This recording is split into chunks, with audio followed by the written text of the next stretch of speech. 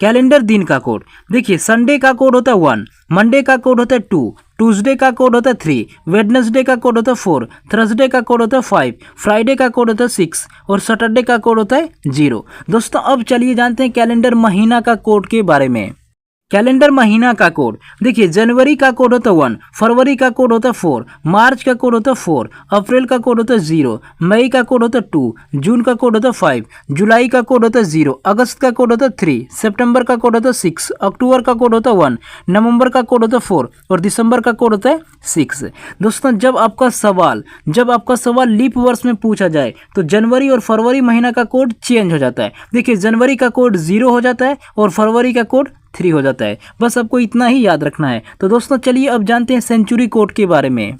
Century यानी शताब्दी का कोड, देखिए 1200 से लेकर 1299 का कोड 6 होता है, 1300 से लेकर 1399 का कोड 4 होता है, देखिए 1400 से लेकर 1499 का कोड 2 होता है, 1500 से लेकर 1599 का कोड 0 होता है, 1600 से लेकर 1699 का कोड 6 होता है, 1700 से लेकर 1799 का कोड 4 होता है, देखिए 1800 से लेकर 1899 का कोड 2 होता है, 1900 से लेकर 1999 का कोड 0 होता है, 2000 से लेकर 2099 का कोड 6 होता है, 2100 से लेकर 2199 का कोड 4 होता है, 2200 से लेकर 2299 का कोड 2 होता है, 2300 से लेकर 2399 का कोड 0 होता है और 2400 से लेकर 2499 का कोड 6 होता है, 2500 से लेकर 2599 का कोड 4 होता है और 2600 से लेकर 2699 का कोड 2 होता है और 2700 से लेकर 2799 का कोड 0 होता है। दोस्तों आपको इतना ही याद रखना है। तो दोस्तों अब चलिए जानते हैं कि लीप वर्ष कैसे निकाला जाता है। लीप वर्ष कैसे निकाला जाता है, लीप वर्ष निकालना सीखें।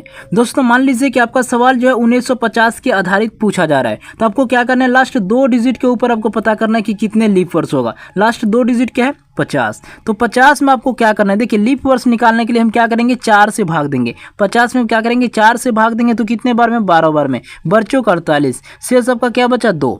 ये जो शेष बचा उससे मतलब नहीं है, जो भागफल आया वही आपका लीप वर्ष है। भागफल कितना आया, 12, तो 12 लीप वर्ष है। 50 वर्ष के अंदर 12 लीप वर्ष है। दोस्तों मान लीजिए कि आपका सवाल जो है 3035 के आधारित पूछा जा रहा है, तो आपको क्या करना है, 35 वर्ष के अंदर, 35 वर्ष के अंदर आपको क्या करना है, लीप वर्ष पता करना है। तो 35 में क्या करेंगे, 4 से भाग देंगे तो कितने बार में, 8 बार में, 8 चौक 32, शेष आपका क्या बचा, 3। ये जो शेष बचा उससे मतलब नहीं है, आपका भागफल कितना आया, 8, यही आपका लीप वर्ष है। तो दोस्तों अब चलिए जानते हैं कैलेंडर फार्मूला के बारे में।